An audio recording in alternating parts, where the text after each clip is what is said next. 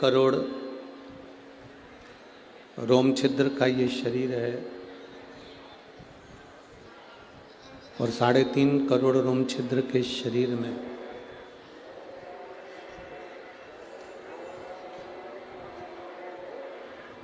आप जितनी देर संसार सागर में जितना समय आप रहें और संसार सागर में रहकर जितना भी आप भजन कर सकें, आपका करा हुआ वो भजन आपके आने वाले जो जन्म हैं उन जन्म में सुख का अनुभव कराएंगे।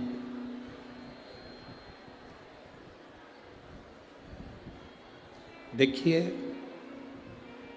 शिव महापुराण की कथा कहती है, भगवान शंकर का चरित्र कहता है, मृत्युलोक में जन्म ले लेना या पृथ्वी पर पैदा हो जाना, जन्म ले लेना सरल है। डीले कम कर दो बाबा।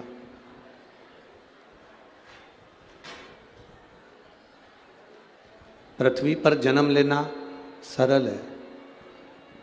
आप थोड़ा सा पुण्य करिए, मृत्युलोक में आपका जन्म हो जाए। कुछ अच्छा करने का प्रयास करिए, पृथ्वी लोक पर आपका जन्म हो जाए। पर शिव महापुराण की कथा कहती है, भगवान शंकर का पवित्र चरित्र कहता है, शंकर भगवान की पावन कथा कहती है, जन्म ले लेना सरल है, पर जन्म लेने के बाद भगवान की भक्ति करना, भजन करना, स्मरण करना ये कठिन। पर भगवान भी भगवान है, प्रभु भी प्रभु है।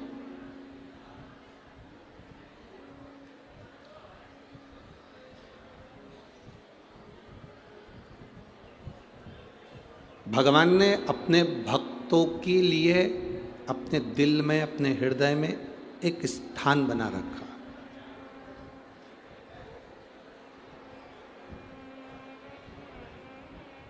उस स्थान में जितने संत, साधु, गुरुजन जो भी जाते हैं वो भगवान के दिल में निवास करते हैं। किसी ने एक प्रश्न किया, गुरुजी जैसे हम आंवले का अचार डालते हैं, नींबू का अचार डालते हैं, केरी का अचार डालते हैं, मिर्चा का अचार डालते हैं, क्या ऐसा भगवान भी अचार डालते हैं?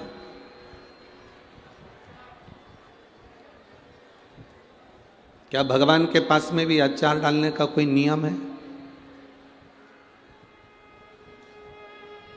हम मिर्चा का अचार डाल रहे हैं, हम नींबू का अचार डाल रहे हैं, हम केरी का अचार डाल रहे हैं, हम आंवले का अचार डाल रहे हैं, क्या भगवान भी अचार डालते हैं?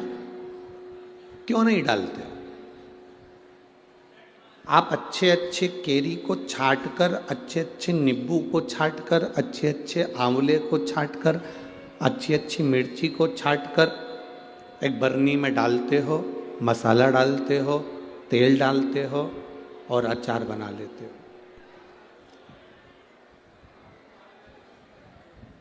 अचार हर किसी के आगे परोसते नहीं हो।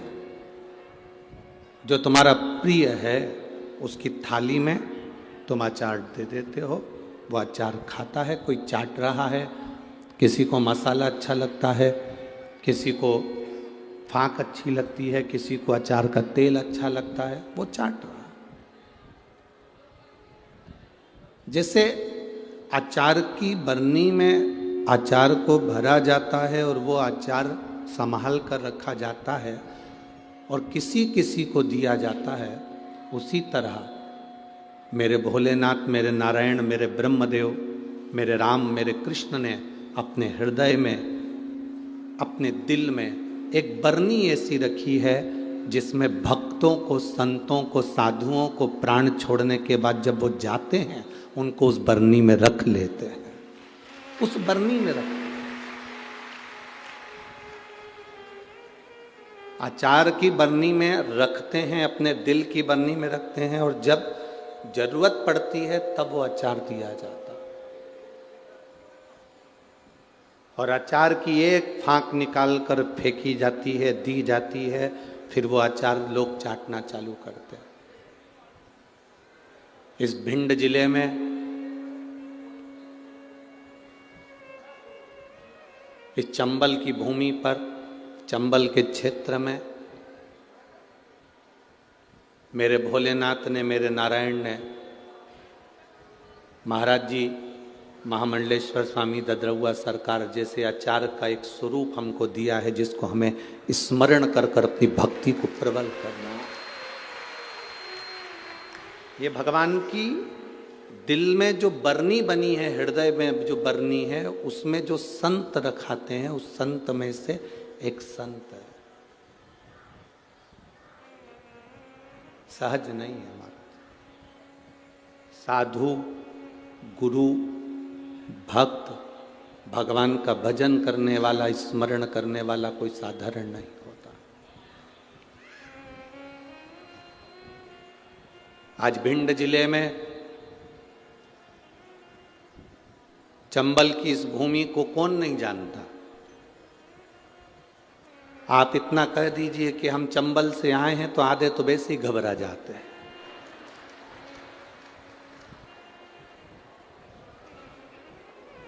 बस इतना कह दिया ना आपने कि हम चंबल से आए, उतने में लोग घबरा जाते। जरा विचार करना, 27 वर्षों से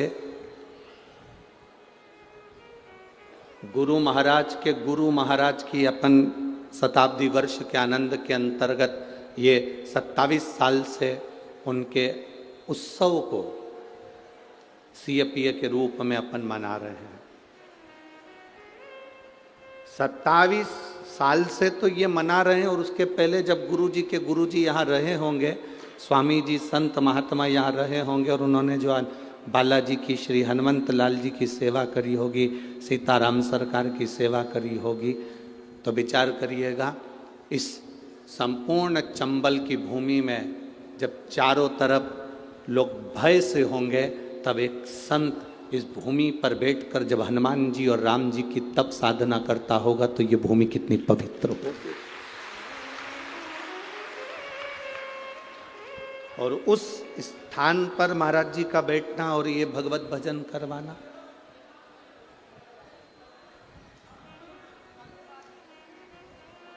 आपको शायद मालूम नहीं है कथा करवाने में कितना टेंशन रहता है, कितनी चिंता रहती है। एक कथा करवाने में कितनी चिंता रहती है, कितना टेंशन रहता है। इतने भगत आएंगे, किसी को कोई परेशानी नहीं होना चाहिए। इतने भगत आएंगे, भोजन करेंगे। इतने भगत आएंगे, इनको रुकाना पड़ेगा। इतने भगत आएंगे, इनके लिए व्यवस्था करना पड़ेगी। कितनी व्यवस्था करना पड़ती। कोई भगवान का जो प्रिय होता है, जो भगवान का अति स्नेही होता है, अति प्रिय होता है, वही संत के रूप में जन्म लेता है और ये सारी व्यवस्थाएं करवाकर जीव मानस का कल्याण करता। वो सहजता नहीं है महाराज, सहजता नहीं है। और तेरी कृपा बिना ना हिले एक भी अणु, लेते हैं श्वास तेरी कृपा से बखान क्या करूं मैं राखों के ढेर का, चपटी भभूत में खजाना कुबेर का। हे गंगाधार मुक्ति द्वार ओंकार तू, भोले ओंकार तू, आयो शरण तिया शंभु तार। शिव कृपा के बिना कुछ संभव नहीं।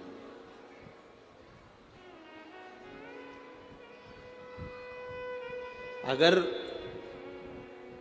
राम नाम लिखे पत्थर तेराए जा रहे हैं। राम जी महाराज को लगा कि ये समुद्र पार कैसे उतरा जाए, तो सेतु बांधा गया। भगवान शंकर की शिवलिंग की पूजन करी गई और पूजन करने के बाद उससे निर्णय निकला, पूजन से निर्णय निकला। आप शंकर भगवान को एक लोटा जल चढ़ाने के लिए जाते हो, प्रतिदिन जाते हो, तो तुम्हारे को कुछ ना कुछ निर्णय मेरा भोलेनाथ जरूर देता। शिव को जल चढ़ाने का निर्णय संसार के लोगों को जरूर मिल। एक पत्र आया, हम ज्यादा पत्र आज पढ़े नहीं क्योंकि थोड़ा भीड़ था, इसलिए पत्र नहीं पढ़ पाए, पर 2 पत्र हमने पढ़े हैं। उन 2 पत्रों में एक पत्र किसी ने लिखा है, उन्होंने अखबार का फोटो भी यहाँ लगाया। ज्यादा पत्र तो आज हम पढ़े नहीं है।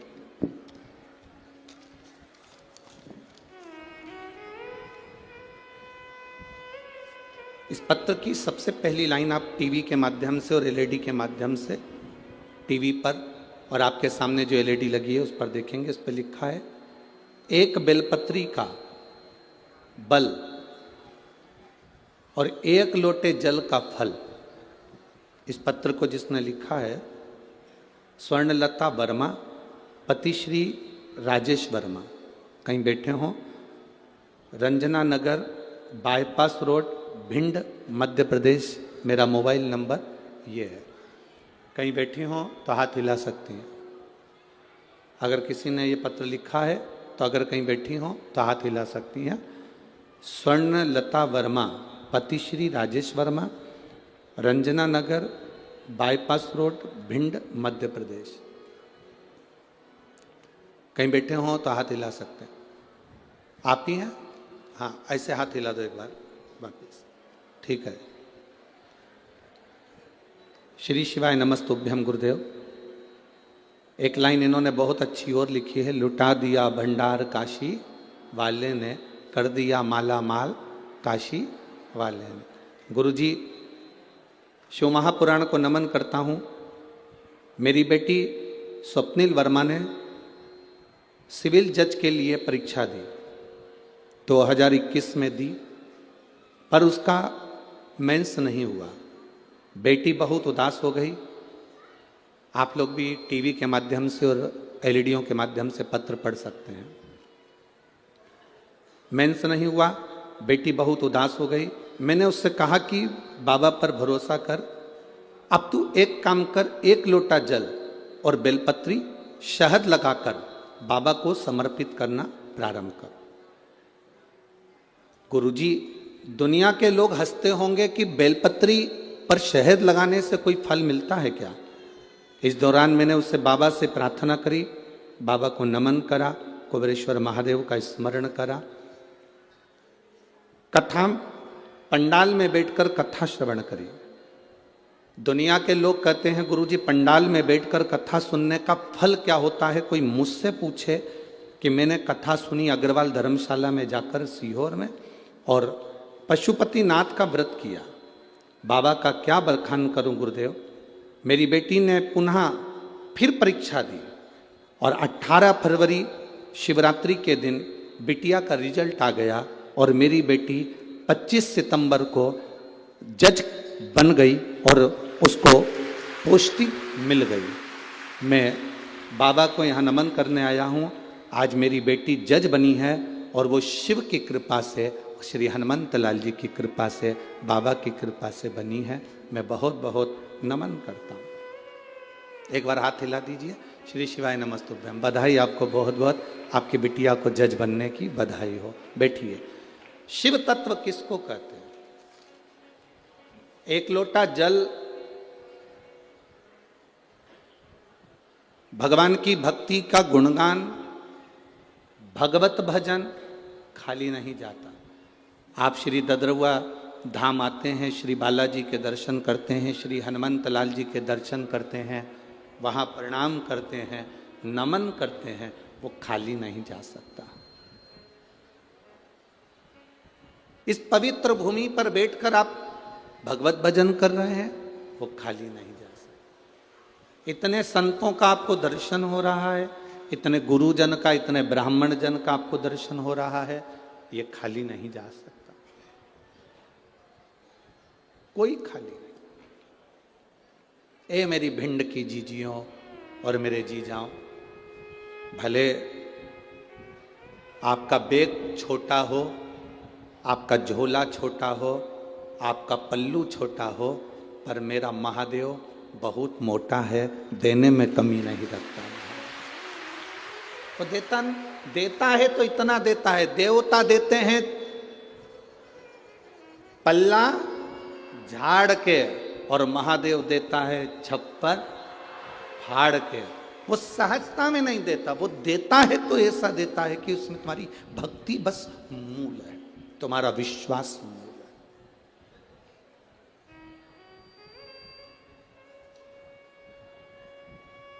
भगवान शंकर की पूजन श्री राम जी महाराज ने करी, रामेश्वर धाम की स्थापना करी। नल नील, ये बुद्धि, ये विवेक, ये चित्त, ये वृत्ति सब उसी ने दे दी। कहाँ दौड़ रहे हो? तुम्हारे पास में नल नील ऐसे बानर हैं जो राम नाम लिख के छोड़ेंगे, पत्थर का स्पर्श करेंगे और पत्थर तैर जाएंगे। तुम्हारे पास में वो बानर हैं जिनका स्पर्श करते से पत्थर तैर जाएगा। अब जरा विचार करना है आपको और हमको शंकर सुमन शिव महापुराण कथा का।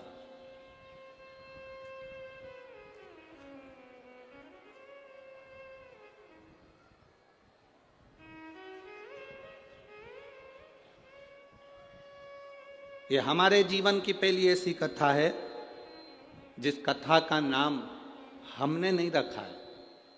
ये हमारे जीवन की पहली कथा है जिसका नाम ददरउआ सरकार ने रखा है, शंकर सुमन शिव महापुराण।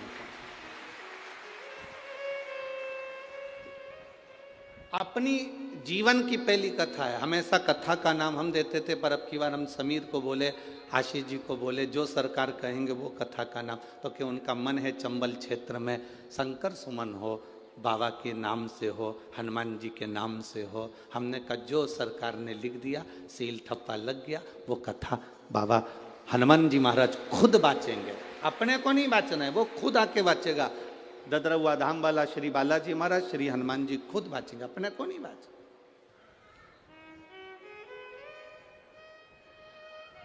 शिव कृपा जब होती है तब जीवन का एक आनंद प्रकट होता है।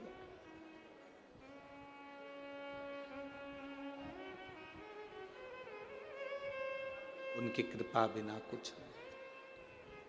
तुम्हारे पास में ऐसे बानर हैं जो राम नाम लिखकर छोड़ेंगे, पत्थर का स्पर्श कर कर छोड़ेंगे और पत्थर तैर जाएगा। तुम्हारे पास में है वो। शंकर जी ने श्री राम जी से कहा, आप मेरी पूजन करे, वो मार्ग बता दिया भोलेनाथ जी। भोलेनाथ जी करते क्या है? मार्ग बताते। शिव करते क्या है? केवल मार्ग बता देते कि आपको किस मार्ग पर चलना, आपको कैसे फल मिल सकता है, आप कैसे सफल हो सकते हो, ये शिव बता सकता है।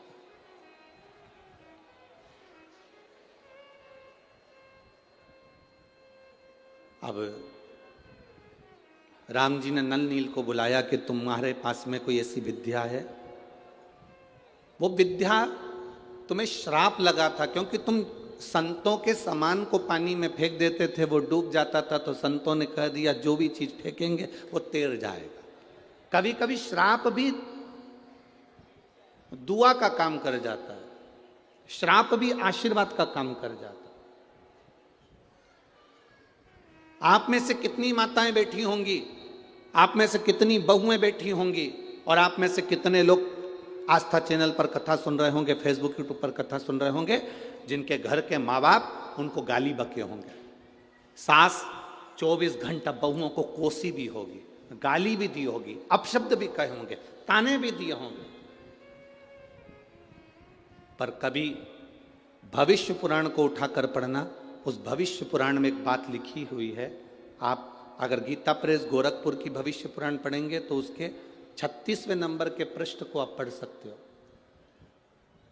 भविष्य पुराण के अंतर्गत वर्णन किया, घर के बुजुर्ग, घर की माता, घर के पिता अगर क्रोध में आकर अपने बच्चे को, अपनी बहू को, अपने बेटे को, अपने पोते को, अपनी पोती को गाली भी दे देते हैं, अपशब्द भी कह देते हैं, तो घर के बुजुर्ग कि मुख से निकली हुई गाली भी आशीर्वाद का काम कर जाती है और उसका कल्याण कर देती है। अब आप में से कई ऐसे भी होंगे, अगर सास ने गाली बकी तो तुम पलट कर गाली बक दिए, उसने अपशब्द कहा तुमने अपशब्द कह दिया। जरा विचार करिए, द्रौपदी के सोते हुए 5 पुत्रों का वध कर दिया था अश्वत्थामा ने, और द्रौपदी के सोते हुए 5 पुत्रों का वध जब अश्वत्थामा ने करा तो भीम ने पकड़कर द्रौपदी के सामने अश्वत्थामा को खड़ा कर दिया, और भीम ने द्रौपदी के हाथ में तलवार देकर कहा, ले द्रौपदी इस अश्वत्थामा का सिर काट दे, द्रौपदी इस अश्वत्थामा का सिर काट दे। द्रौपदी कहती नहीं नहीं, मैं अश्वत्थामा का सिर नहीं काट सकती। द्रौपदी इसने तेरे पुत्रों को मारा, तू इसको मार दे। द्रौपदी हंसकर बोली, स्वामी इसने मेरे बेटे को मारा तो क्या मैं इसको मार दूंगी? कोई कुत्ता, कोई श्वान हमको काटेगा तो हम क्या कुत्ते को काट लेंगे? इधर होता है क्या ऐसा? जम के तो बोलो। नहीं, कुत्ता हमें काटेगा तो हम कुत्ते को नहीं काटते, सांप हमें काटेगा तो हम सांप को नहीं काटते। जब कुत्ता हमें काटा तो हम कुत्ते को नहीं काटते, सांप हमें काटे तो हम सांप को नहीं काटते, बल्कि हम उपचार कराते हैं, इंजेक्शन लगवाते हैं, दवाई गोली लेते हैं, पर हम उसे काटते नहीं हैं। उसी तरह जब घर के बड़े, सास हो ससुर हो, बड़े हो घर के, वो तुम्हें अपशब्द कहें, गाली दें, आड़ा टेढ़ा कहें, तो हम पलट कर क्यों गाली दें, हम पलट के क्यों जवाब दें?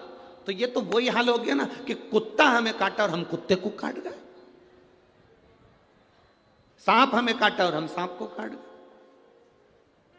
ना ना, शिव महापुराण की कथा कहती है ये सब दूर हटो। अगर तुम्हारे घर के बुजुर्गों ने तुम्हें अपशब्द कहा, तुम्हारे घर के बड़ों ने तुम्हें अपशब्द कहा, तुम्हारे घर के बुजुर्गों ने तुम्हें ताना दे दिया, आड़ा टेढ़ा कह दिया, गाली दे दी, अपशब्द कह दिया, कोई बात नहीं। घर के बुजुर्गों की गाली भी, अपशब्द भी कभी कभी हमारे जीवन को मार्ग बना देती है। ये नल नील के साथ हुआ। नल नील को श्राप दे दिया संतों ने। हम तुम्हें श्राप देते हैं, छोटे छोटे से नल नील संतों का सामान उठाकर पटक देते थे, संतों का सामान पानी में डाल देते थे, उनके पलंग, उनके गादी, तकिया, जो भी सामान होता था, उनका कुशा वगैरह सब पानी में डाल देते थे। तो संतों ने श्राप दे दिया, तुम जो चीज पानी में डालोगे वो तैरेगी, वो डूबेगी नहीं। अब उनका श्राप आशीर्वाद हो गया, राम जी के लिए उनका श्राप आशीर्वाद हो गया, और आशीर्वाद यह हो गया कि वो राम नाम लिखे पत्थर फेंके गए और वो तैरने लगे। वो तैर रहा है, अब पत्थर तैरना चालू हो गए, पुल बन गया।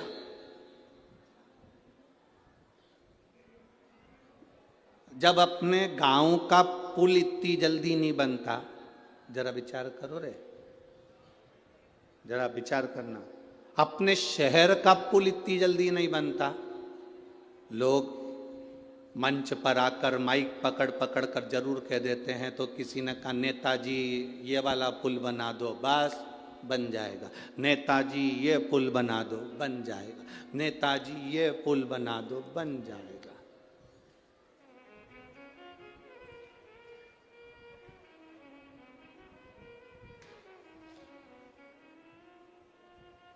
जो तुमने कहा नेताजी ने वो करा। क्या इतनी जल्दी पुल बन गए? जम के बोलो जरा, ए भिंड वालों, इतनी जल्दी पुल बन गए? जो बोले थे वो पुल बन गए इतनी जल्दी? नहीं बन पाते। राम जी का पुल इतनी जल्दी कैसे बन सकता है?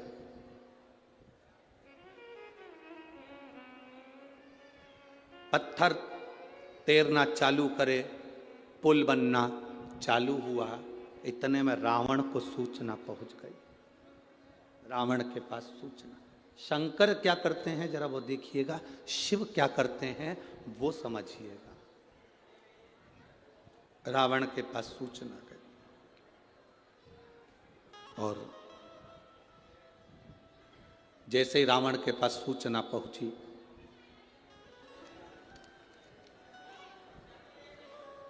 रावण ने सूचना पाते से ही उसी समय पर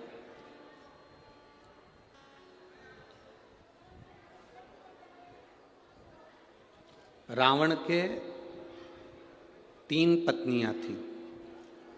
कितनी पत्नी थी? 3। 3 पत्नी से 7 लड़के थे।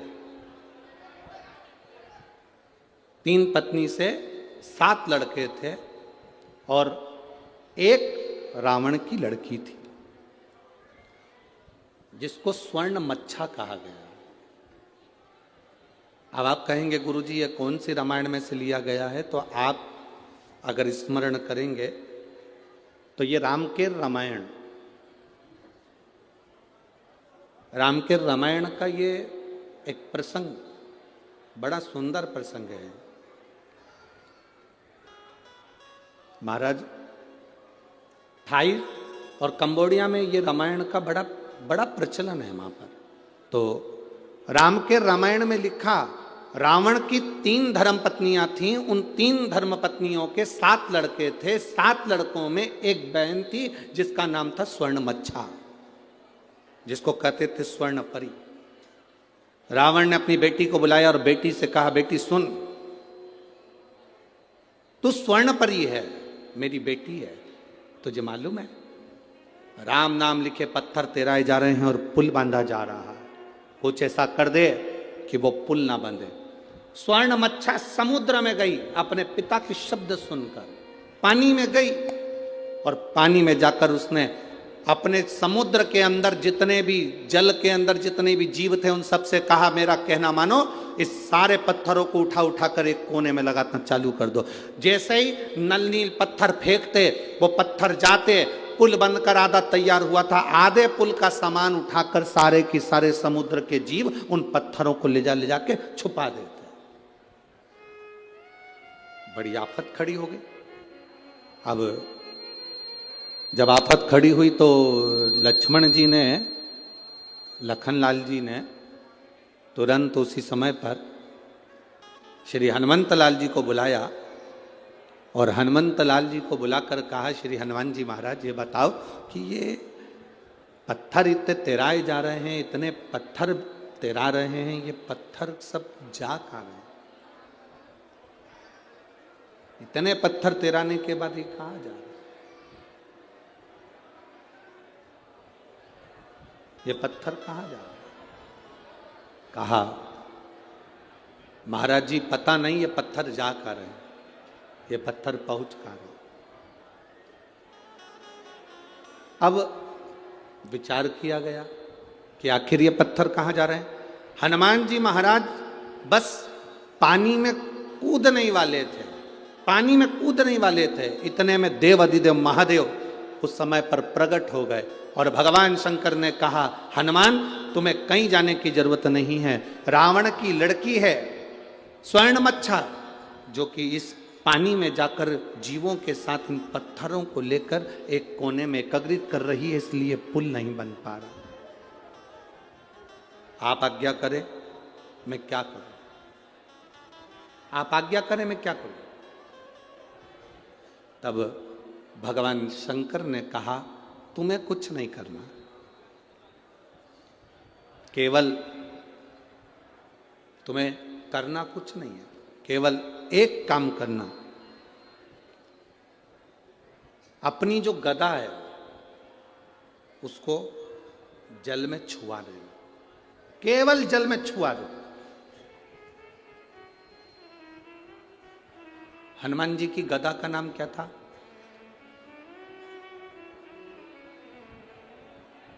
जल्दी बोलो, जल्दी, सब मिलकर बोलो जल्दी से। भाई अपन कहते हैं कि राम जी के हाथ में धनुष था, अर्जुन के हाथ में धनुष था, परशुराम जी के हाथ में फरसा था, सब शस्त्र का नाम है। तो हनुमान जी के हाथ में जो गदा थी उसका नाम क्या था?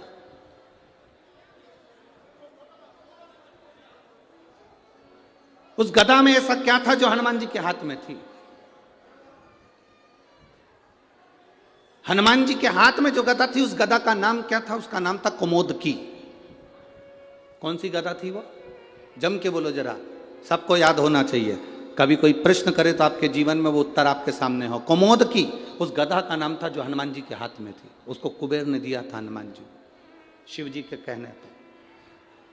आप केवल उस गदा का स्पर्श समुद्र के जल में कराओगे और स्वर्ण मच्छा उस समय पर जैसे ही आपके सामने आकर खड़ी होगी तब आपको कहीं जाने की जरूरत नहीं। उस समय पर स्वर्ण मच्छा से आप निवेदन करोगे और अपने पिता के बारे में आप समझाओगे, स्वर्ण मच्छा आपके उन पत्थरों को छोड़ देगी। शिव क्या करते हैं, देवाधिदेव महादेव क्या करते हैं, शंकर क्या करते हैं? शिव महापुराण की कथा कहती है, जब जब जीव अटकता है, जब जब जीव परेशान होता है, जब जब जीव कहीं भटक जाता है, तब तुमने जो एक लोटा जल महादेव को समर्पित किया है, वो जल तुम्हारे सामने मार्ग दिखाने के लिए आ जाता है।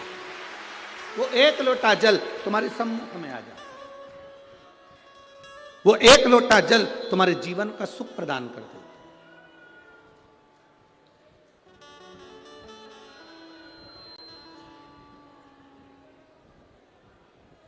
महाराज,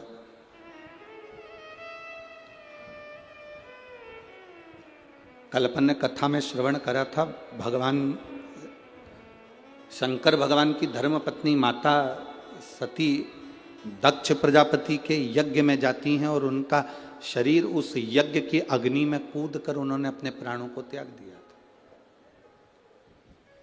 सती मैया का शरीर यज्ञ की अग्नि में चले गया था और सती का जो अगला जन्म हुआ था वो कोयल का हुआ। सती का जन्म काय का हुआ? जम के बोलो, जरा जम के बोलो। कोयल का जन्म हुआ। पार्वती तो बाद में बनी माता सती, पहले माता सती को कोयल बनना पड़ा था।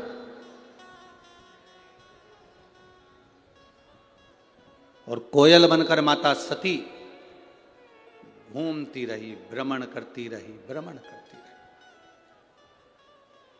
भ्रमण करते करते कोयल बनी माता सती। जहां पर कोई शंकर भगवान के शिवलिंग की पूजन करता था, मां सती कोयल बनकर वहां बैठकर कूका करती थी, भगवान शिव के नाम का उच्चारण करती थी।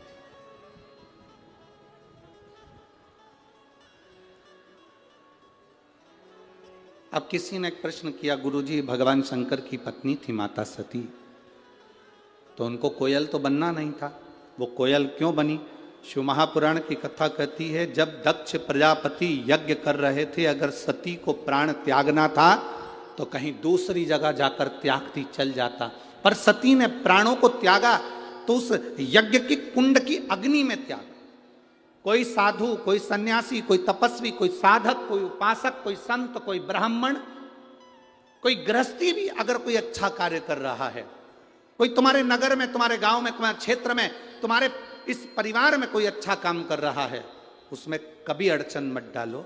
अगर अड़चन डालते हो तो अड़चन डालने वाला एक ना एक दिन पक्षी का जन्म पाता है।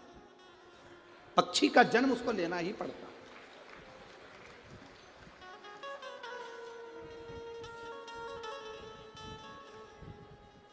वो पक्षी का जन्म तो पाता ही है। जैसे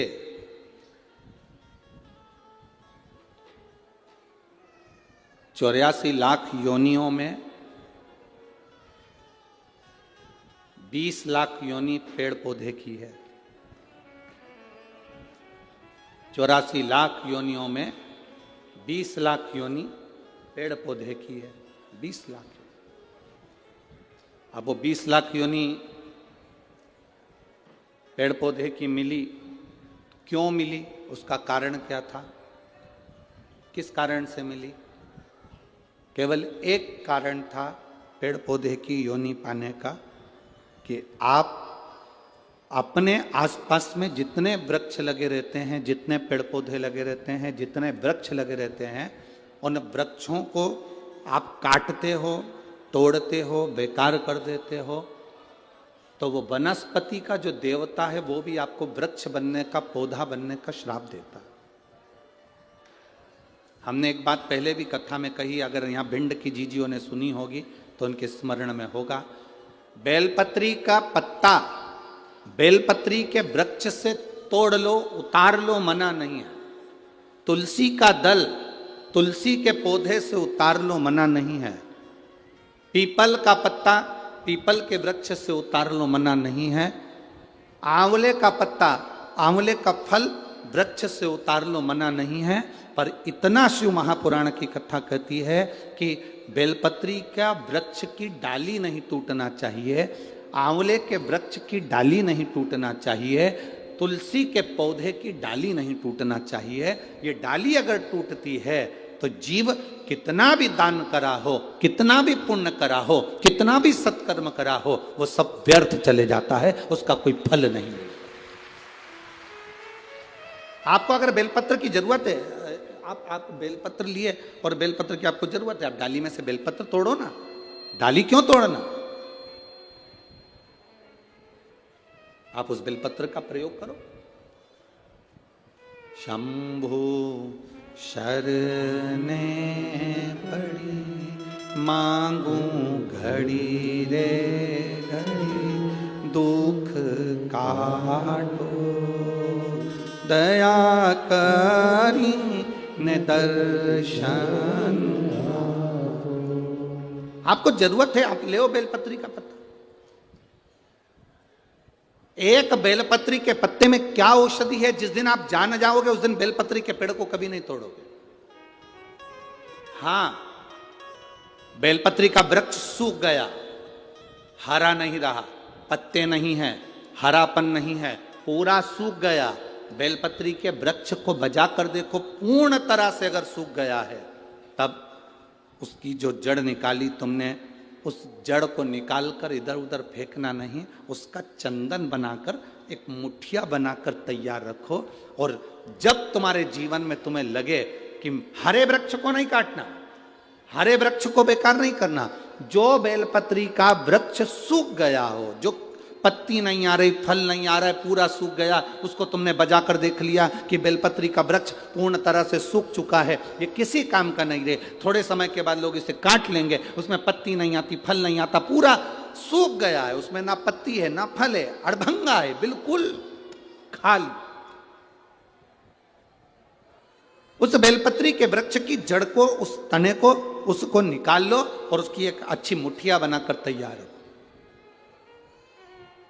उस मुठिया को तुम्हारा मन पड़े, जिस दिन तुम्हारे पास में चंदन घिसने का सिलवट्टा हो, उस पर घिस कर उस चंदन को एकत्रित कर कर एक प्रदोष, एक शिवरात्रि हर महीने आती है, प्रदोष हर महीने आती है, सोमवार की अष्टमी 2-3 महीने में जरूर आती है।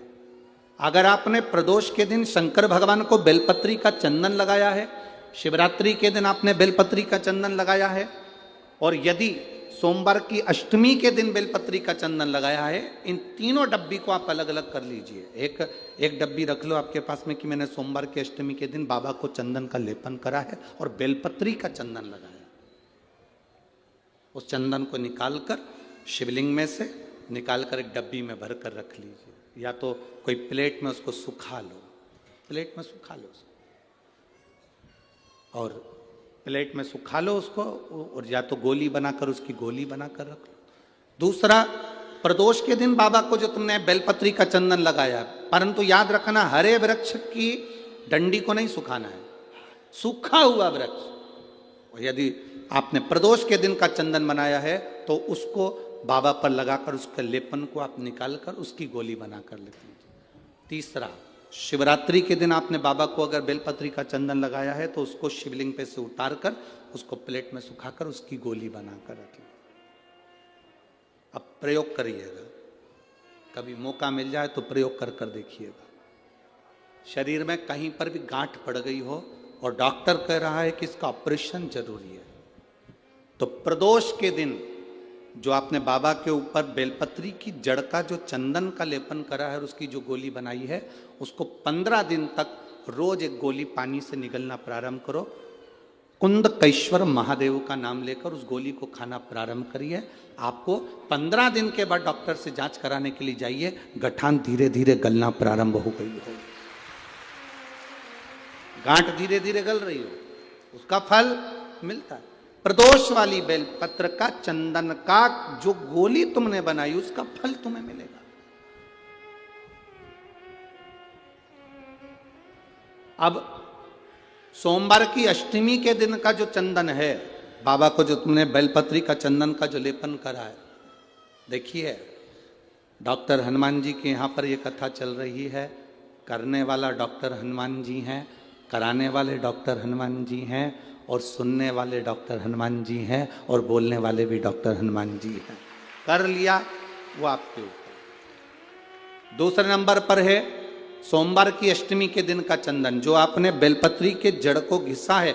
फिर कहूंगा, इस बात को विशेष बार बार कह रहा हूं कि हरे पेड़ को मत काट लेना, हरे पेड़ को नहीं। जो पेड़ पूरी तरह से सूख गया, ना पत्ती ना फल, उसको बजा कर देख लो कि ये पेड़ पूरा सूख चुका है, तब उस पेड़ की जड़, जो जिसको लोग काट कर ले जाने वाले हैं, बाहर फेंकने वाले हैं, उसकी जड़।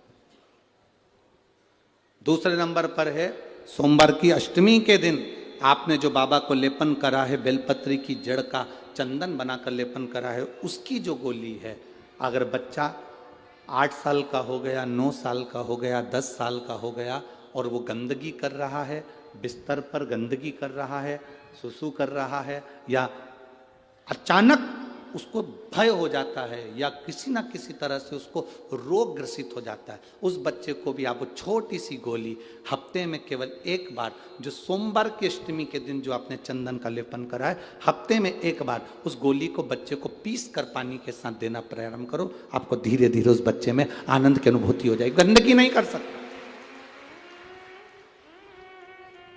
अब तीसरे नंबर पर है शिवरात्रि के दिन जो हमने बाबा को बेलपत्री के चंदन का लेपन करा।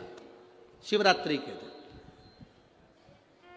शिवरात्रि के दिन हमने बाबा को जो बेलपत्री का चंदन का लेपन करा, उस चंदन की गोली, कभी डॉक्टर कह दे कि तुम्हारे रीढ़ की हड्डी में गैप हो गया है, तुम्हारी पीछे की जो रीढ़ की हड्डी उसमें गैप हो गया है, या आपकी जो हड्डियां हैं वो कमज़ोर हो गई हैं, या घुटने की हड्डी कमज़ोर हो गई है, कुर्सी पर बैठना पड़ रहा है, तो उस समय पर हफ्ते में 2 बार जो तुमने शिवरात्रि के दिन बाबा को चंदन का लेपन करा और उसकी जो गोली बनाई, वो हफ्ते में 2 बार आप उस बेलपत्री के चंदन की गोली को लेना प्रारंभ करो। रीढ़ की हड्डी में जो गैप होगा वो भराना प्रारंभ हो जाएगा।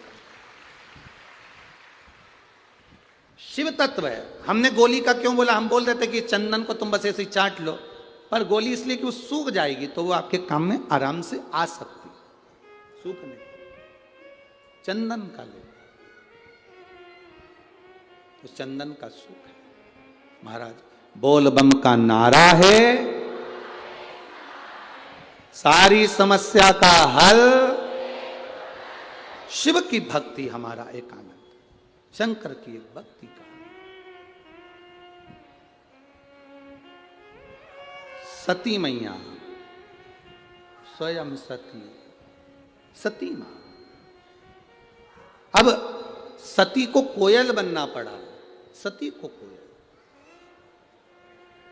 पक्षी बनना पड़ा है माता सती को, कोयल बनना पड़ा है माता सती को, और सती कोयल बनी।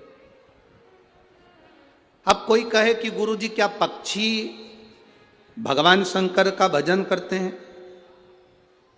क्या पक्षी भगवान शिव का स्मरण करते हैं? क्या पशु भगवान शंकर का भजन करते हैं? कहीं मत जाओ, एक बार रामायण को उठाकर देखिए। अहि रावण पाताल लोक का स्वामी था, पाताल लोक उसके कब्जे में था, अहि रावण के कब्जे में पाताल लोक। शंकर सुमन शिव महापुराण की कथा सुन रहे हो, इसलिए इस प्रसंग को हम लोग ले रहे हैं। हनुमान जी से जुड़े हुए प्रसंगों को जोड़ते हुए इस कथा का लाभ अपन ले रहे हैं। क्या पशु पक्षी भगवान शिव का भजन करते हैं? क्या पशु पक्षी भगवान शंकर को जल चढ़ाते हैं? क्या पशु पक्षी भगवान शंकर का गुणगान करते हैं? क्या पशु पक्षी भगवान शिव की स्तुति करते हैं? कोई एक देवता का नाम बता दो जिस देवता का नाम पशु से जुड़ा हुआ हो। केवल एक ही देव है, वो देव अधिदेव महादेव है, जिसको पशुपति नाथ कहा जाता है, जो पशुओं का भी देवता है, जिसको पशुपति नाथ कहते हैं, जो पशुओं का भी देवता, पशुओं का।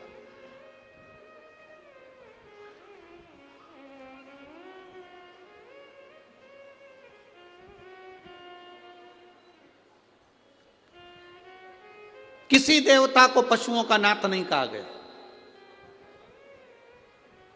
केवल एक देव, वो देव है देव अधिदेव महादेव, जिसको पशुओं का देवता कहा गया।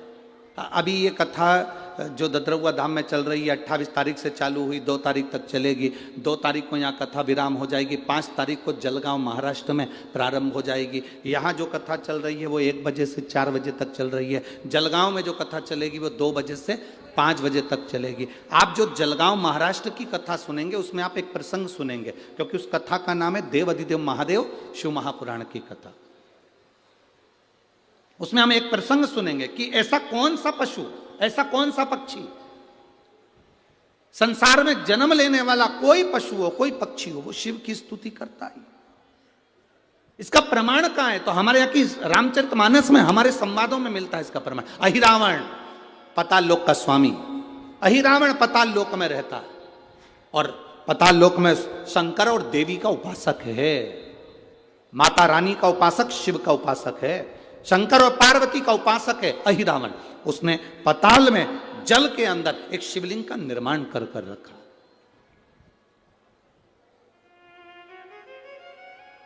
पाताल में एक शिवलिंग का निर्माण कर रखा है, जिस शिवलिंग की वो स्तुति करता है।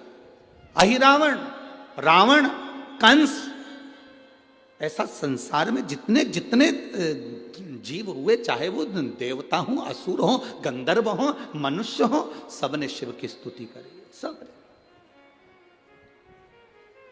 अहिरावण शंकर के शिवलिंग की पूजन कर रहा है।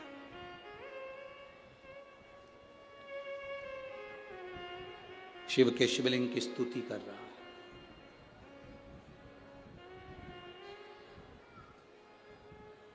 अब शंकर भगवान को वो जल चढ़ाता, दूध चढ़ाता, पूजन करता, अभिषेक करता, उठकर जाता। उठकर जाने के बाद अहिरावण के उस पाताल लोक में एक मछली बड़ी सी आती और वो मछली शिवलिंग के आसपास भ्रमण करती। शिवलिंग के आसपास मछली भ्रमण कर रही।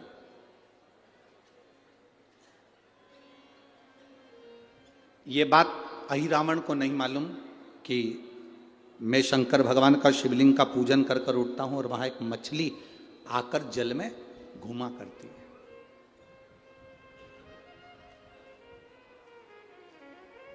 पूजन करते समय, तुलसी को जल चढ़ाते समय, अभिषेक पूजन करते समय, घर में आप पूजन कर रहे हैं उस समय पर तुलसी को जल चढ़ा रहे हो, उस समय पर पीपल की पूजन कर रहे हो, उस समय पर बेलपत्री का पूजन कर रहे हो, उस समय पर आंवले का पूजन कर रहे हो, उस समय पर या कोई पूजन भजन आप कर रहे हैं, उस समय पर दरवाजे पर अगर 3 सामने खड़े हो जाते हैं तो ये समझ लेना कि आपकी पूजा को भगवान ने स्वीकार कर लिया।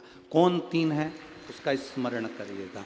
पहला, पूजन करते समय, भगवान की आराधना करते समय अंदर मंदिर में अपने घर में बैठकर आप भगवान निहला रहे हैं, भगवान की पूजन कर रहे हैं, अर्चना कर रहे हैं, सेवा कर रहे हैं, माला जाप कर रहे हैं, पूजन अर्चना कर रहे हैं, तुलसी को जल चढ़ा रहे हैं। उस समय पर 3 का दर्शन अगर आपको हो जाता है, आपके दरवाजे पर अगर आ जाते हैं तो आपका समझ लेना पूजा स्वीकार हो गया। पहले नंबर पर पूजन करते समय दरवाजे पर गौ माता आकर खड़ी हो जाए, समझ लो तुम्हारा पूजन सफल हो गया। आप पूजन कर रहे हैं अंदर से, गाय रंभा रही है, आप पूजन कर रहे हैं अंदर से, गौ माता गौमूत्र कर रही है, आप पूजन कर रहे हैं अंदर से, गौ माता गोबर कर रही है, आप पूजन कर रहे हैं अंदर से और गाय दरवाजे पर आकर खड़ी हो गई। तुम्हारी अर्चना में, तुम्हारी आराधना में, तुम्हारी साधना में गौ माता तुम्हारे सामने आकर खड़ी हो जाए। पूजन के समय पर अचानक आकर तुम्हारे द्वार पर, तुम तुलसी को जल चढ़ा रहे हो, तुम्हारे दरवाजे पर आ जाए। और मेरा विश्वास कहता है, यहाँ जितनी मेरी जीजियाँ बैठी हैं, यहाँ जितने मेरे जीजा बैठे हैं, ये मेरा विश्वास कहता है आपके साथ कभी ना कभी ये जरूर हुआ होगा, पूजन के समय पर गौ माता का दर्शन होता ही, ये मेरा विश्वास कहता है। और ये कब होता है? जिस दिन आपका चित्त, मन, वृत्ति भगवान में रमी हो। चाहे तुम राम जपो, हनुमान जपो, शिव जपो, तुम्हारी मर्जी पड़े वो जपो। तुम देवी की भी पूजन कर रहे हो, किसी की देवता की पूजन कर रहे हो, कुल देवता की पूजन कर रहे हो, दिल से कर रहे हो, तो ये 3 का अगर दर्शन हो जाए तो कार्य सफल है। पहला, जम के बोलो, गौ माता। दूसरे नंबर पर हमारे यहाँ हम पूजन में लगे हुए हैं, आराधना में लगे हुए हैं, भगवान की अविरल भक्ति में लगे हुए हैं, भगवान की पूजन आराधना और भक्ति में हम तल्लीन हैं। और दूसरे नंबर पर उस पूजन करते समय पर तुम्हारे घर की बहन बेटी तुम्हारे दरवाजे पर आ जाए तो समझ लो पूजन सफल हुआ है। क्या बहन बेटी के आने से पूजन सफल हो सकता है?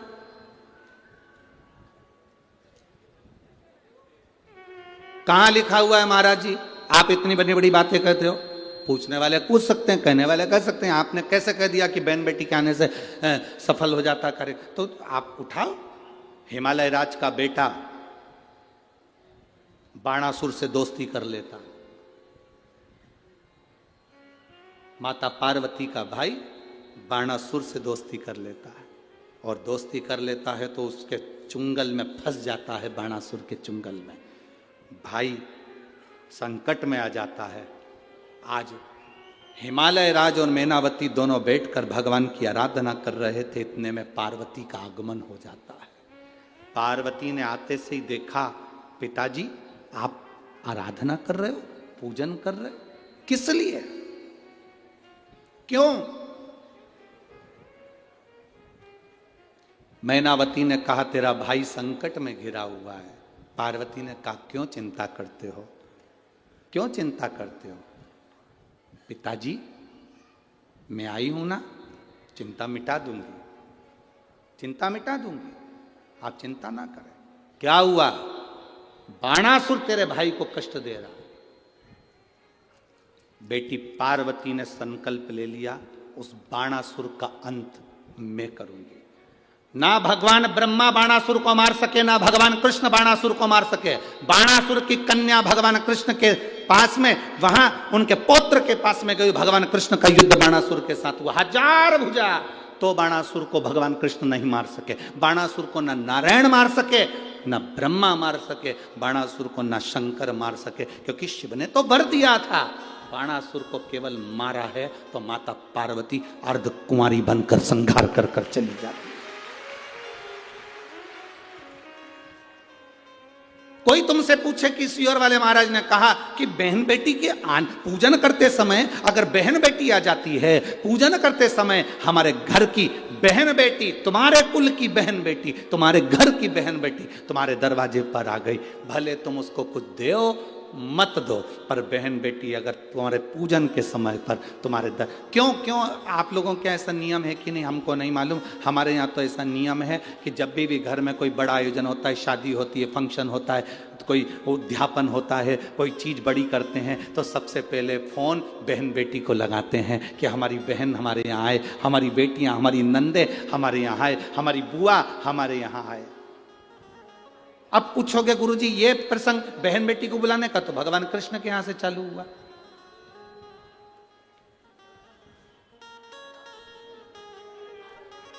नंद बाबा की कितनी बहन थी? 2, नंदा सुनंदा। नंद बाबा की 2 बहन थी। एक बहन को मालूम पड़ा कि यशोदा जी को संतान होने वाली है, तो एक ने दूसरी से कहा भाभी को संतान होने वाली है, तू कब जाएगी? बहनों में बड़ा प्रेम रहता है, मायके जाने से पहले फोन पे बात कर लेती, तू कितनी तारीख को जाएगी? वो बोलती है कि मैं इतनी तारीख, तो मैं थोड़ा सा बाद में आ जाऊंगी, तू चली जाना फिर मैं आ जाऊंगी। हो अब भाभी को कोई नहीं है संभालने वाला, तो जापा तो अपने को ही संभालना पड़ेगा, डिलीवरी तो अपने को ही देखना पड़ेगी। एक काम कर, 15 दिन पहले तू संभाल लेना, 15 दिन बाद मैं संभाल लूंगी। हाँ ठीक है। नंदा सुनंदा दोनों ने आपस में बात कर ली कि भाभी को संतान हो तो तू चल।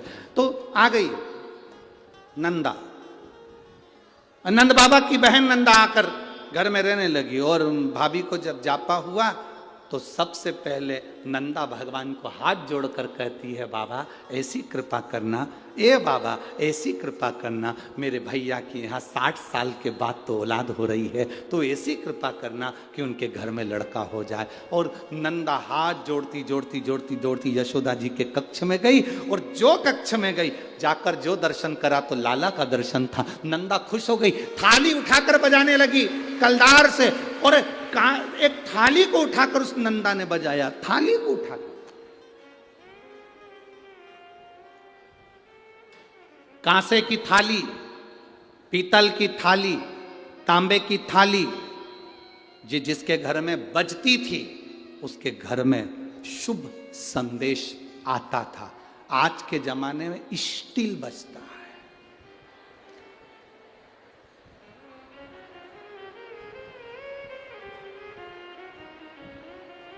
अब तो स्टील भी गया, प्लास्टिक। अब वो बजता है। जिसके घर में तांबे की थाली, पीतल की थाली, कांसे की थाली, इसलिए मंदिर में आप लोग, हम लोग तो क्या है, कहें आप लोग मंदिर जाते होगे तो मंदिर में जो घंटाल बंदे रहते हैं वो तांबा, पीतल और उस कांसे के बंदे रहते हैं। उसको लकड़ी से बजाते हैं। क्यों बजाते हैं? उसका कारण क्या है? उसका कारण क्या है? जितने लोग आरती में सम्मिलित होते हैं, तांबा, पीतल, कांसा मंदिर में इसलिए बजाया जाता है, जितने लोग आरती में आए हैं इनके घर में खुशियां प्रवेश कर जाए, इनके घर में भी आनंद की अनुभूति हो जाए। अब आजकल के ज़माने में तांबा, पीतल, कांसा बजाते नहीं हैं। आज के ज़माने में तो जरा सी देर में बस बच्चा हुआ है, सूचना मिल गई, बैंड बाजा बजवा दो, ढोल नगाड़े बजा। नंदा ने थाली बजाई थी और फिर आवाज आई थी, नंद घर आनंद, नंद घर आनंद भयो। फिर आवाज आई, लाला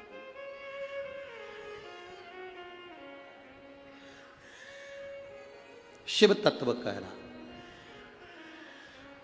पूजन करते समय, भजन करते समय, स्मरण करते समय, आराधना करते समय, भगवान को भजन करते समय, तुलसी को जल चढ़ाते समय अगर ये 3 का आना तुम्हारे दरवाजे पर हो जाए, समझ लो तुम्हारा पूजन सार्थक हो गया, तुम्हारा भजन सार्थक हो गया। भजन सार्थक।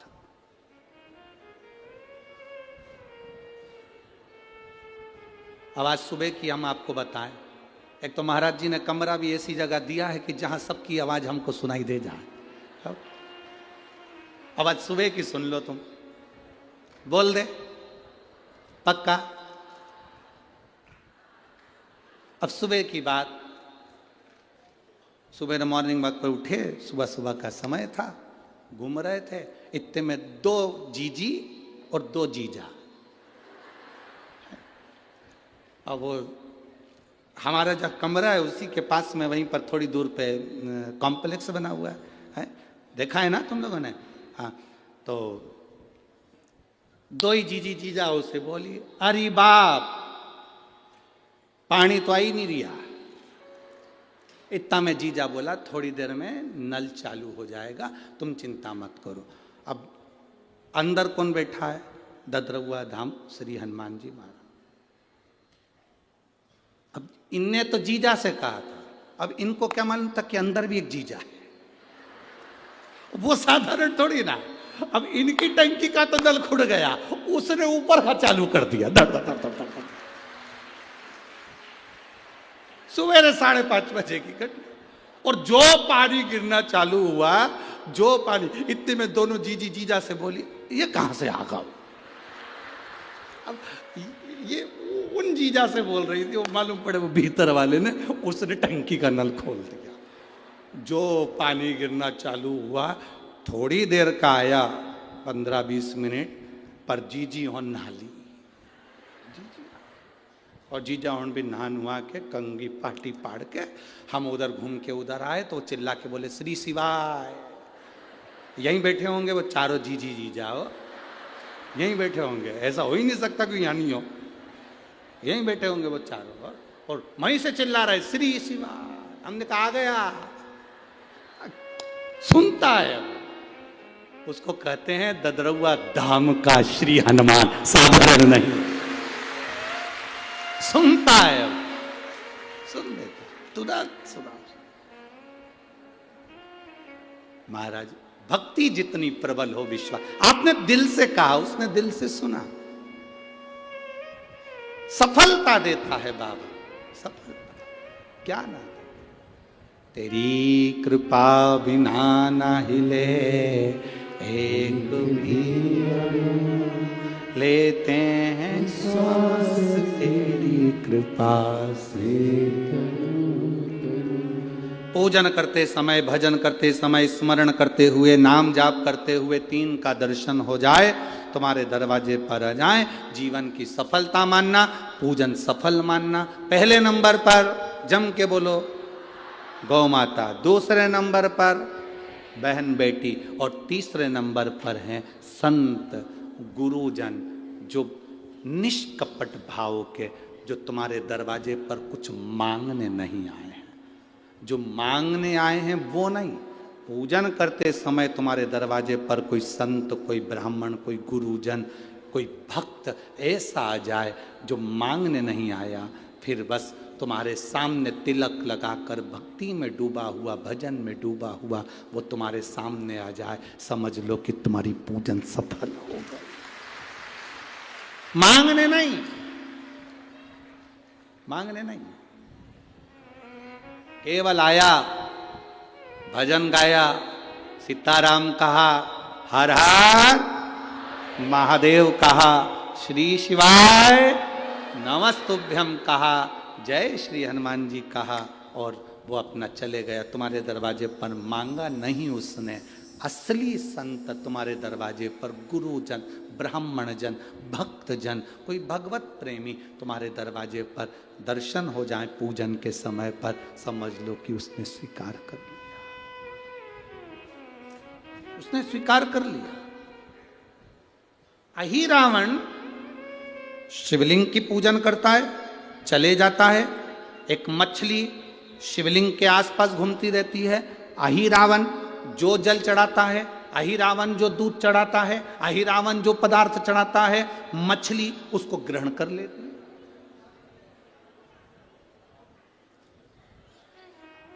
माता सती कोयल बनकर शिव की आराधना कर रही है।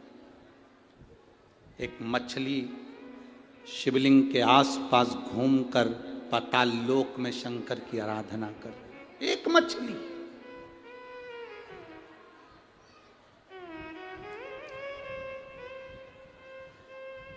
आपको लगता होगा आप व्रत करते हो, आपको लगता होगा मैं उपास करती हूं, मैं व्रत करती हूं, मैं साधना करती हूं, मैं भजन करती हूं। कभी अंदाजा लगा कर देखना, शास्त्रों में प्रवेश कर कर देखना, हमारे यहाँ के पशु पक्षी भी व्रत करते हैं। हमारे यहाँ के पशु पक्षी भी व्रत करते हैं, साधना करते हैं, उपास करते हैं। ये भारत की भूमि कोई साधारण भूमि है? भजन में डूबे रहते। बहुत विशेष कथा है शिव महापुराण की, शायद आप लोगों ने सुनी ना सुनी वो हमको नहीं, और बहुत ध्यान लगाकर सुनोगे तो उस कथा का रसतत्व आपको प्राप्त हो। ददरुआ धाम सरकार के इस पवित्र आनंद में ये कथा चल रही है, आप भाव से सुनो। पूरे आस्था चैनल और पूरे फेसबुक, यूट्यूब, पूरे विश्व को कहूंगा इस कथा का रसतत्व अपने जीवन को उतारिए। क्या पशु पक्षी भजन करते हैं? शंकर जी के मंदिर में चींटी का क्या काम है? हनुमान जी के मंदिर में चींटे का क्या काम है? झिंगुर का क्या काम है? चूहे का क्या काम है? भगवान के मंदिर में ये जीव, ये चींटी, ये झिंगुर, ये चींटा, इनका क्या काम? महाराज कोई पुण्य करे होंगे पूर्व के, अपने कर्म को भोगते भोगते भोगते चींटी का जन्म मिल गया। चींटी बनकर किसी भगवान हनुमान जी के, राम जी के, शंकर जी के मंदिर में चली गई, और जाने के बाद उनका प्रसाद मुख में गया तो चींटी की योनि के बाद में झिंगुर की योनि होती है, वो योनि नहीं मिली। चींटी की योनि के बाद भगवान का प्रसाद पाते पाते मनुष्य की योनि में चली गई। डायरेक्ट वो योनि प्राप्त हो गई, डायरेक्ट।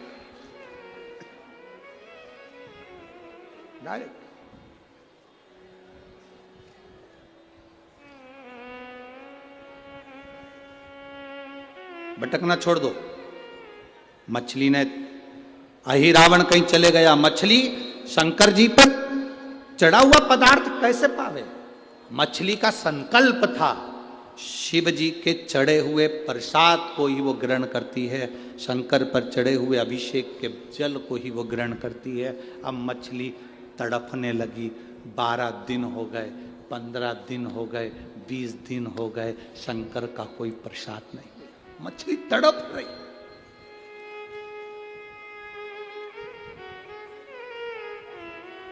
आपको केवल आपकी चिंता है, आपको केवल आपकी चिंता है, मेरे विश्वनाथ को पूरे विश्व की चिंता है, मेरे विश्वनाथ को पूरे विश्व की चिंता है।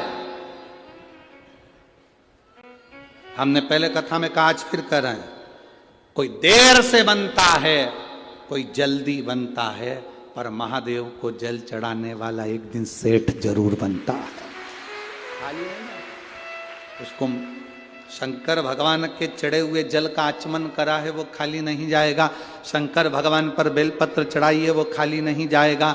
आप ददरउआ धाम आए हैं, बालाजी का दर्शन करें, हनुमान जी का दर्शन करें, वो खाली नहीं जाएगा। जहां जगह मिली, आज इस पंडाल में कहीं जगह नहीं है, मैं कहूँगा आस्था चैनल वालों से और टीवी वालों से और कि दर्शन कराएं। आज इस पंडाल में कहीं जगह नहीं, 3-3 पंडाल लगाने के बाद बाहर ग्राउंड तक फुल है, तो लोग रोड पर बैठे हैं और ये पंडाल के पर्दे तक निकाल कर कथा में झूम झूम कर आप चारों तरफ देखो कि चारों तरफ से लोग भरे पड़े हुए हैं। कहाँ जगह? लोग रोडों पर, आप टीवी के माध्यम से, एलईडीओ के माध्यम से देखिए, पूरे ग्राउंड में कहीं जगह नहीं पांव रखने, रोडों पर लोग बैठे हुए। कहां बैठे? कोई लेट बनता है, कोई जल्दी बनता है, महादेव को जल चढ़ाने वाला एक दिन सेठ जरूर बनता है। वो बनेगा निश्चित था, खाली नहीं।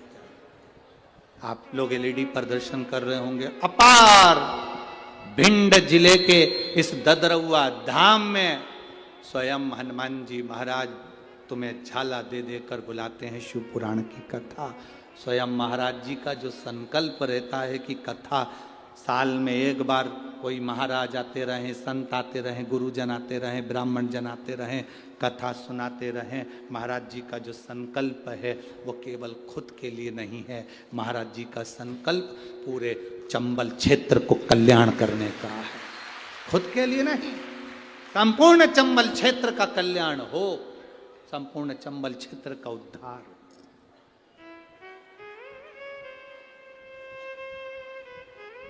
तो फिर कहेंगे शिव महापुराण की कथा में वीआईपी बनकर मत जाना री जी जी। शंकर की कथा में कभी तुम दूसरी जगह जाना तो भले वीआईपी बन जाना, राम कथा में जाओ वीआईपी बन जाओ, भागवत में जाओ वीआईपी बनो, गीता जी में जाओ वीआईपी बनो, मंदिर दर्शन करने जाओ वीआईपी बनो, मना नहीं, पर शंकर की कथा में वीआईपी बनकर मत जाना, बाबा का भक्त बनकर, उसके सेवक बनकर जाना, तो वो पल्लू भर भर कर देकर भेज देगा। कोई वीआईपी नहीं, कोई भी, उसका सेवक बनकर जाओ, उसके भक्त बनकर जाओ।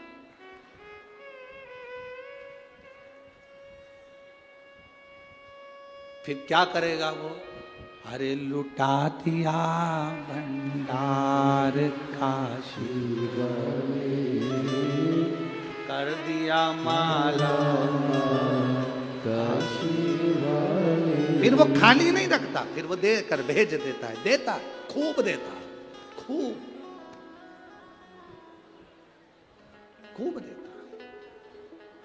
एक लड़के ने मिलिट्री का पेपर दिया, एक लड़का मिलिट्री का पेपर दिया और पत्र है उसका, और मिलिट्री का पेपर देते देते लड़का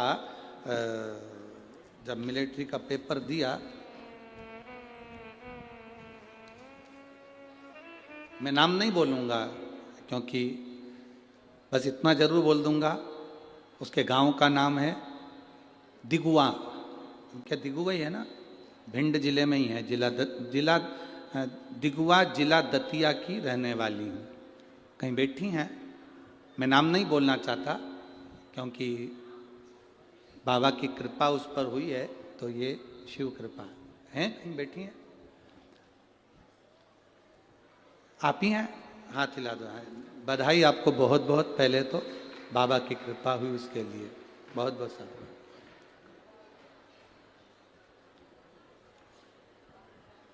पत्र दिखाओ पर नाम ना दिखाओ, ठीक है।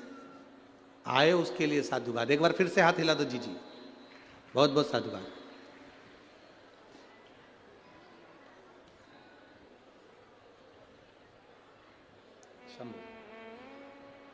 मैं दिगवा जिला दतिया की रहने वाली हूं गुरुदेव। पंडाल की कथा का फल बताना चाहती हूं और शिव भगवान पर चढ़ाए गए जल का फल बताना चाहती हूं। मेरा बेटा आर्मी की नौकरी के लिए अप्लाई करा, एक बार नहीं हुआ, दो बार नहीं हुआ, तीसरी बार उसका अप्लाई किया। अब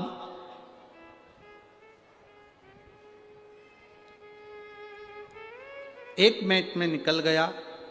मेडिकल में निकलना था पर उसके शरीर में एक रोग था।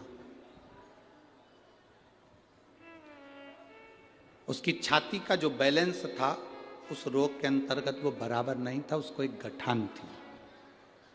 अब गठान थी तो उसका ऑपरेशन होना था और ऑपरेशन वाले को उसमें सफलता नहीं मिलती आर्मी के अंतर्गत। अब करें क्या?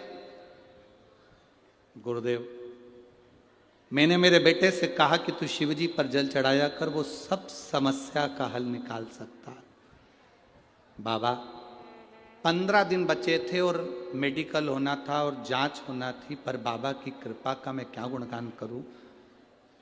मेरे बेटे ने कहा मैं बाबा पर भरोसा रखा हूं, मां मेरा ऑपरेशन करा दे, गठान निकलवा दे। ऑपरेशन कराया अहमदाबाद में, गठान निकलवा दे। 15 दिन में गठान निकलने के बाद घाव कैसे सूखे? 15 दिन में मेडिकल होना, कैसे घाव सूख सकता है? पर बेटे ने कहा मां अगर ऑपरेशन कराया है और सफल हो गया तो 15 दिन में घाव भी सूखेगा। बस बाबा का जल लगाता, पान करता और मेडिकल के लिए चले गया। उसको मालूम था कि मेरी नौकरी नहीं लगेगी क्योंकि मेरा ऑपरेशन का शरीर है, नौकरी कैसे लग सकती है, वो भी आर्मी में, बहुत कठिन। पर बाबा बाबा है गुरुदेव। सारे एग्जाम पास हो गए, मेडिकल की जांच के लिए मैं अंदर गया और मेरे बाबा का क्या वर्णन करूं। वो आता है, उसका जल लगाकर पूरे शरीर पर गया था गुरुदेव। शायद मेरे जैसा पहला व्यक्ति होगा जो शिव जी के चढ़े हुए जल को अपने पाँव में भी लगाकर चले गया और सब दूर लगाकर चले गया। मैं अंदर गया, मेरी मेडिकल की जांच हुई और मुझे आर्मी की नौकरी मिल गई। मैं बाबा को धन्यवाद देने के लिए। शिव तत्व है, बधाई आपको मां, बहुत बहुत शिव तत्व है। शंकर ओघड़ी है, अड़भंगा है, अड़भंगा। आप उसकी नौकरी कर रहे हैं, आप उसकी चाकरी कर रहे हैं, आप उसकी सेवा कर रहे हैं, उसका फल है।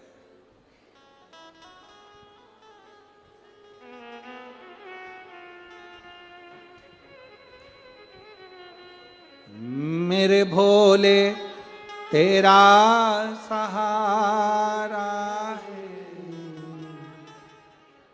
मेरी नैया का तू किनारा है। मेरी जीजियों, मेरे जीजाओं, मेरी बेटियों, मेरे बेटाओं, एक बात का स्मरण रखना, आपकी भक्ति जितनी प्रबल होगी मेरा शंकर तुम्हारे को छोड़ेगा नहीं। जिस हाथ से तुम शंकर जी को जल चढ़ाते हो वो हाथ मरते दम तक मेरा महादेव नहीं छोड़ता।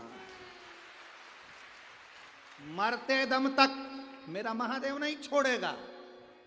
शंकर पर जल चढ़ाया हुआ हाथ मेरा महादेव पकड़ लेता, पकड़ता।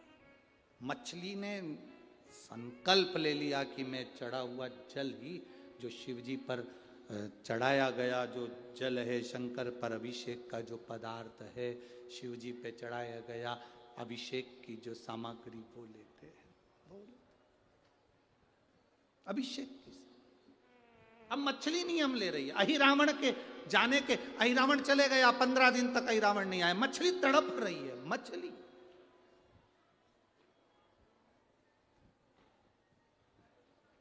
मछली तड़प रही।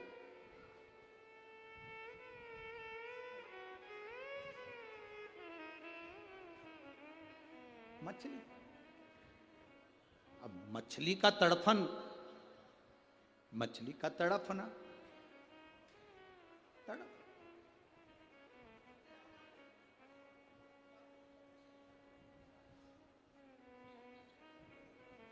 सब आपको भूखा देख सकते होंगे, सब आपको प्यासा देख सकते होंगे, सब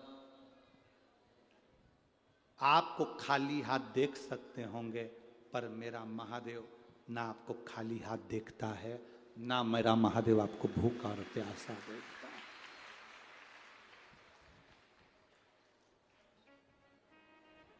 शिव महापुराण की कथा में शंकर स्वयं अविरल है, अविरल। शिव शिव है, औघड़ी औघड़ी है। मछली तड़प रही थी। अब शंकर जी का चढ़ा हुआ पदार्थ उसको मिल नहीं रहा था। उसने नियम ले रखा था, मैं शंकर के अभिषेक का ही पदार्थ लूंगी, शिव जी का ही प्रसाद लूंगी, शंकर का। जब कोई संत साधु गुरुजन जीव जंतु मनुष्य जो संकल्प लेता है, वो संकल्प पूरा करने वाला कोई दूसरा नहीं होता, पूरा करने वाला देवाधिदेव महादेव स्वयं पूरा करता है। महाराज जी संकल्प लेते हैं कि साल में एक बार ऐसा बड़ा आयोजन इस चंबल क्षेत्र में हो। महाराज जी का तो संकल्प रहता है, अपने शिष्यों को सूचना कर देते हैं, ये बड़ा आयोजन हो रहा है, समझ जाओ, तैयारी करो सारा। महाराज जी ने तो प्रशासन को सूचना दी, सबको सूचना दी, सबके पास सूचना दी। इन सब के पास सूचना देने से पहले मेरा विश्वास मेरे महाराज जी के चरणों में है। महाराज जी आप सबसे कहने से पहले ददरउआ हनुमान जी से कहते होंगे कि बाबा ये कार्यक्रम है, उनसे कहते होंगे कि ये कार्यक्रम है और बड़ा आयोजन है, संभालना है आपको, कोई दूसरा नहीं। कौन संभाले? ए मेरी जीजियों, तुम्हारे घर का आयोजन होता है ना, तो तुम्हारा देवर संभाल लेता, जेठ संभाल लेता, बेटा संभाल लेता, भाई संभाल लेता। संत का कौन सा देवर है? संत का कौन सा जेठ है? संत का कौन सा ससुरा है? संत का तो केवल एक ही है, सीताराम सीताराम सीताराम सीताराम सीताराम सीताराम सीताराम।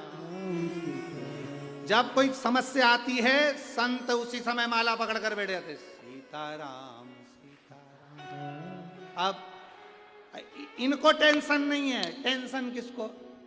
राम जी सीता जी से बोले, जा वो 1000 गौशाला की गौशाला बनी है, वहां भंडारा चल रहा है, सीता तू अन्नपूर्णा संभाल ले, मैं कथा संभाल लूंगा। ये तो बैठ गए, सीताराम सीताराम सीताराम सीताराम सीताराम सीताराम सीताराम। अब सीताराम जी लग गए, सीता जी लग गई रसोई घर में, राम जी लग गए यहाँ। हनुमान जी पूछे मैं क्या करूं, मैं क्या करूं? राम जी बोले देख हनुमान, सारे फालतू के काम तेरे कोई संभाल ला। कौन से फालतू के काम? पानी सवेरे गिरवा देना, दिन में 1 बजे से 4 बजे तक नहीं आ जाए,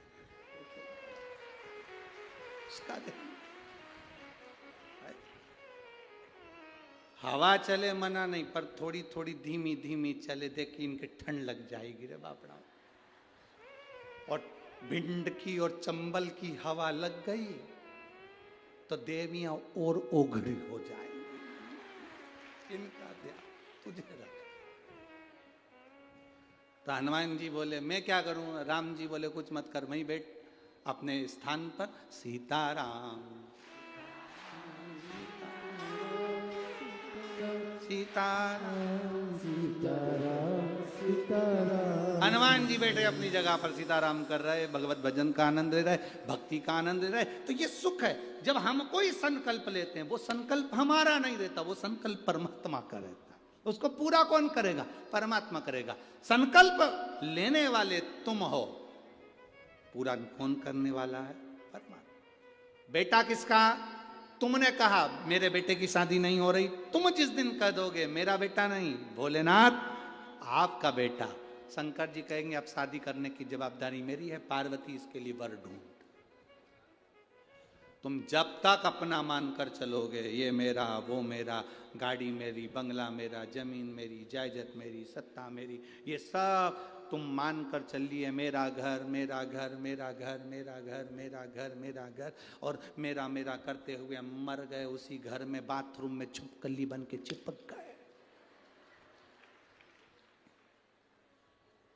छुपकली को कितनी भी भगाओ वो जाती नहीं, वापिस आ जाती। किसी ने पूछा ये कौन है, तो कह दिया हमारी दादी सास, उसने कभी घर नहीं छोड़ा, यहीं 40 किलोमीटर दूर ग्वालियर में रहती थी, पास में भिंड में रहती थी, आजू बाजू में रहती थी, 40 किलोमीटर दूर शिव पुराण की कथा हो रही थी, उससे घर नहीं छूटा, इसलिए मरने के बाद छिपकली बन के घर में चिपक गई, वही चिपकी। तुम टेंशन मत लेना, एक भिंड की जीजियों, तुम टेंशन मत लो, ना तुम छिपकली बनोगी ना तुम छिपकल्ला बनोगे। तुम चिंता मत करो, क्योंकि तुम अपना घर छोड़कर ददरवा धाम तक शिव पुराण सुनने के लिए आयो, घर छोड़ा यहां पहुंचे हो, जिससे घर नहीं छूटता, दुकान नहीं छूटे, परिवार नहीं छूटे, वो एक दिन आखिरी में मरने के बाद छिपकली बन के घर में चिपका रहे। कोई भी घर में रहे, छिपकली आंख फाड़ फाड़ के देखती रहे, कौन आया कौन गया, कौन आया कौन गया, कौन आया कौन गया, कौन आया कौन गया। अब तुम्हारे घर में भी जितनी छिपकली हो उनको देख के सीख जाओ, ये कथा में नी गई थी इसलिए आज तक चिपकी है। और तुम चिंता मत करना, आज बिल्कुल बढ़िया साड़ी में पिन मिन लगा के जोरदार पल्लू और पटली लेके जाना, मैं छिपकली नहीं बनूंगी, चाहे कुछ होगा। कथा सुनने गई थी मैं ददरवा दान, अब मैं नहीं बनने वाली, अब मेरे कथा का रास्ता तो मुझे मिल रहा, भगवत भजन मुझे मिल रहा, स्मरण मुझे मिला।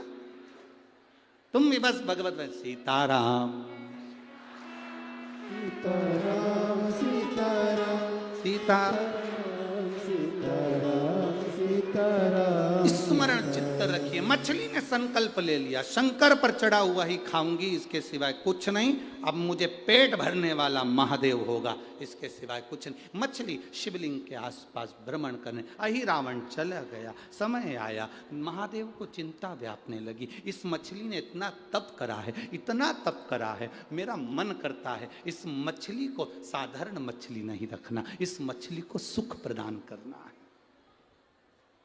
और मछली के बच्चे जन्म लेंगे मर जाएंगे, और मछली के बच्चे कभी राज सिंहासन तक नहीं पहुंच पाएंगे, पर इस मछली पर शंकर की करुणा हो गई, शिव की कृपा हो गई। हनुमान जी गए लंका जलाने के लिए, लंका जलाई हनुमान जी ने, वापिस आ रहे थे पूंछ बुझाने के लिए। पूंछ बुझाने हनुमान जी आए, शरीर में पसीना आ रहा था, पसीने की बूंद, शंकर का एक रूप है हनुमान, 11वां रुद्र अवतार है शंकर का हनुमान, शंकर जी का ही समझ लो पसीना, हनुमान जी के शरीर का पसीना समुद्र में गिर गया, वो जाकर मछली के पेट में, भूख लग रही थी। मछली खाती क्या थी, जो शंकर के जल, जो शंकर जी पे शिवलिंग पर जो चढ़ता था उसकी जो गंध मिलती थी, मछली उसे पाती थी।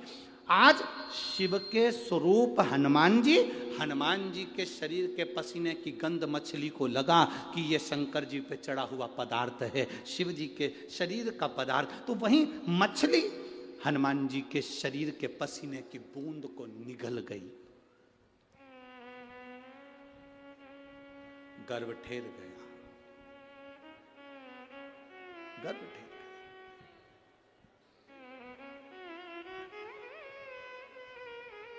अब आप सबने कथा आगे की तो सुनी है ना। एक बेटा जन्म लिया,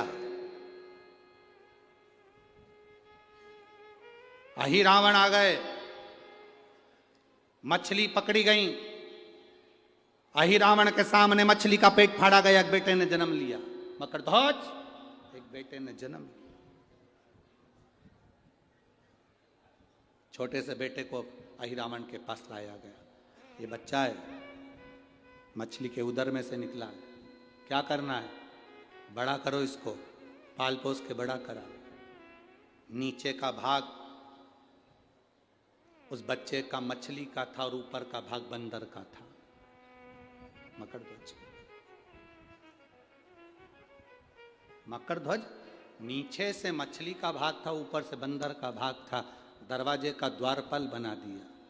पर शिव को जल चढ़ाने वाला, शंकर का चढ़ा हुआ जल पीने वाला, शंकर की भक्ति करने वाला क्या दरवाजे का द्वारपाल बनेगा? आया समय जब अहिरावण ने देवी को प्रसन्न करने के लिए, बलि चढ़ाने के लिए राम लक्ष्मण को लेकर आए। हनुमान जी उन्हें ढूंढते ढूंढते पताल में चले गए। पताल में गए, दरवाजे पर खड़े हुए उस मकरध्वज को देखा। मकरध्वज से हनुमान जी की गदा का स्पर्श हो गया। मकरध्वज बोल दिया, आप मेरे पिता हो। पूरी कथा सुना दी। भगवान श्री हनुमान जी महाराज प्रसन्न हो गए। अहिरावण को मारकर राम लक्ष्मण को लेकर जाने लगे।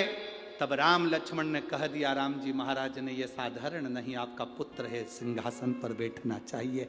शंकर की कृपा से इस मछली का पुत्र राज सिंहासन पर बैठेगा और पताल लोक का मकरध्वज का अधिपति बना दिया। पताल लोक का अधिपति सिंहासन पर विराजमान किया गया। शंकर भगवान पर चढ़ाने वाला जल, फिर वही बात आ गई, कोई लेट बनता है, कोई देर से बनता है, कोई जल्दी बनता है। महादेव को जल चढ़ाने वाला एक दिन सेठ जरूर खाली ना जाए। शिव की भक्ति कभी खाली नहीं जाती, शंकर की भक्ति खाली जा ही नहीं सकती। महाराज, जैसे सलाह और सहयोग, ये दो शब्द अलग अलग, ये दो शब्द अलग अलग हैं। कौन कौन से शब्द हैं? बोलो जरा जम के बोलो। पहले नंबर पर सलाह, दूसरे नंबर पर सहयोग। सलाह और सहयोग, ये दो शब्द अलग अलग हैं। इन दोनों में बहुत अंतर है, जमीन आसमान का अंतर है। सलाह और सहयोग, ये दो शब्द अलग अलग हैं। दोनों में जमीन आसमान का अंतर है। दोनों में अंतर ये है कि सलाह और सहयोग, सलाह देने वाले ढेर सारे मिल जाते हैं, पर सहयोग देने वाले ढेर सारे नहीं मिलते। ढेरों में एक या दो मिल पाते। सलाह देने वाले तो ढेर सारे मिलेंगे आपको, कोई भी राय दे जाएगा आपको, कोई भी बता जाएगा आपको, कोई भी ज्ञान दे जाएगा आपको, चलते फिरते ज्ञान दे जाएगा आपको। राम जी के पास में सलाह देने वाले कम थे, सहयोग देने वाले ज्यादा थे, और रावण के पास में सहयोग देने वाले कम थे, सलाह देने वाले ज्यादा थे। रावण के पास जितने मिलते थे, सलाह देने वाले मिलते थे। किसी ने कहा बंदर आ रहे हैं, बानरों की सेना आ रही है, सलाह देने वाले ने सलाह दे दी, चिंता मत करो, अपन उन सबको खा जाएंगे। अरे पकड़ोगे तो खाओगे ना।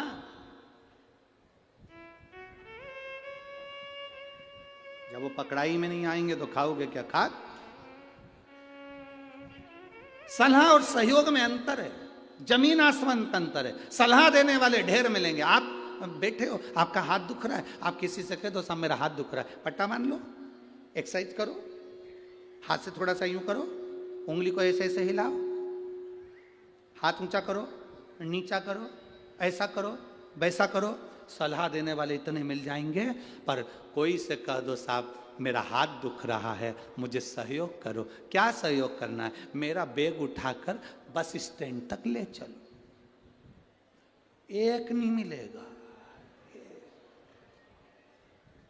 ओ भाई, हमसे तो नहीं उठे, हमारा तो खुद हाथ दुख रहा। तो अभी तो सलाह दे रहे थे। सलाह देने वाले ढेर मिल जाएंगे, एक से बढ़कर एक सलाह देते हैं लोग, बहुत जोरदार जोरदार देते हैं। सलाह देने वालों की कोई कमी है क्या? रावण को सलाह देने वाले ढेर सारे थे, सेना आ रही है, घबराओ मती, सब अपन नोच नोच कर खा जाएंगे। बंदरों की सेना, ऐसी तो अपन खाते रहे, राम जी के पास में सलाह वाले नहीं थे, सहयोग वाले थे। रावण के पास में सहयोग वाले नहीं थे, सलाह वाले थे। और आज के ज़माने में पूरी दुनिया में सलाह देने वाले ढेर सारे मिल जाएंगे। सुबह से मोबाइल चालू करो, लोग सलाह देना चालू कर देंगे। आपका दिन शुभ हो, मंगलमय हो, ये करना, वो करना, ऐसे करना, वैसे करना, ये करो, वो करो, ढेर। तुम जब मोबाइल